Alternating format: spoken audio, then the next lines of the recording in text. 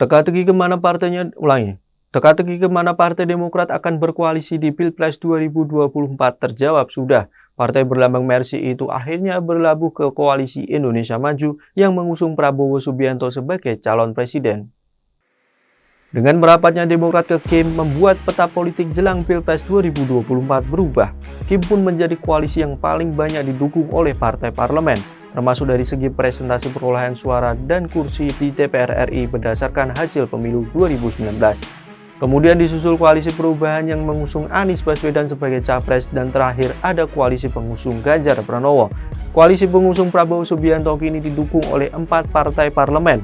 Mereka adalah Gerindra, Partai Amanat Nasional, Golkar, dan Partai Demokrat.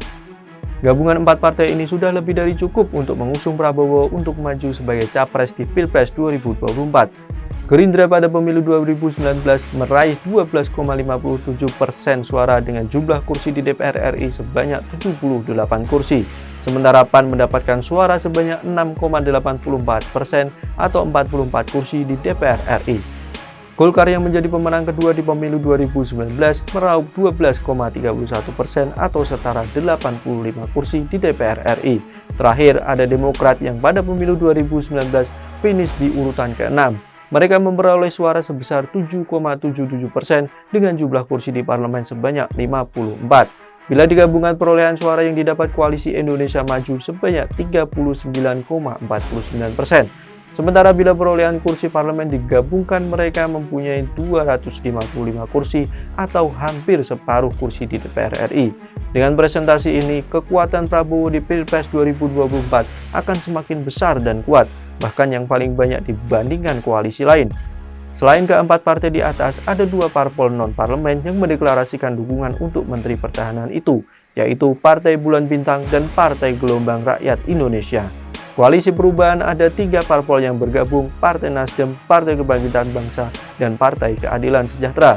Gabungan dari ketiga parpol ini juga sudah cukup untuk mengantarkan Anies Baswedan sebagai capres di pemilu 2024. Sebab pada pemilu 2019, Nasdem mendapatkan suara sebesar 9,05% atau 59 kursi di DPR RI. Kemudian PKB yang bergabung dengan koalisi perubahan meraih suara 9,69% dengan perolehan kursi di 58 kursi. PKS yang akhirnya merestui pasangan Anies Baswedan Mohaimin Iskandar juga menyumbang 8,21% atau setara 50 kursi. Jika dijumlahkan, maka koalisi perubahan mendapatkan 26,95% suara dan didukung 167 kursi di parlemen. Di luar partai parlemen, ada 1 partai non-parlemen yang ikut bergabung dengan koalisi perubahan, yaitu Partai Umat. Terakhir, ada koalisi pengusung Ganjar Pranowo yang sampai saat ini belum diberi nama. Ganjar Pranowo memang hanya didukung oleh 2 partai parlemen, yaitu PDIP dan P3. Namun gabungan 2 partai ini sudah sangat cukup untuk mengusung Ganjar sebagai capres di Pilpres 2024. Saat pemilu 2019, PDIP meraih 19,33% suara dengan jumlah kursi di DPR RI sebanyak 128 kursi. Sementara P3 meraup 4,52% atau mendapat 19 kursi di DPR RI. Bila dijumlahkan, maka perolehan suara PDIP dan P3 mencapai 23,85% atau 147 kursi di parlemen. Jumlah perolehan suara dan kursi di DPR RI memang yang paling sedikit di antara 2 koalisi lainnya.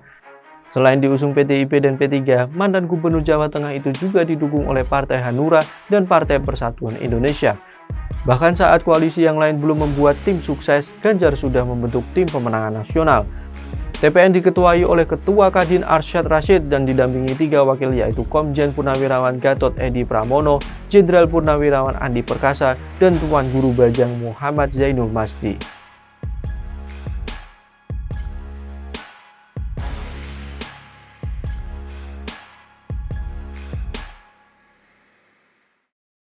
Jangan lupa follow, like, dan subscribe sosial media Tribun Jateng.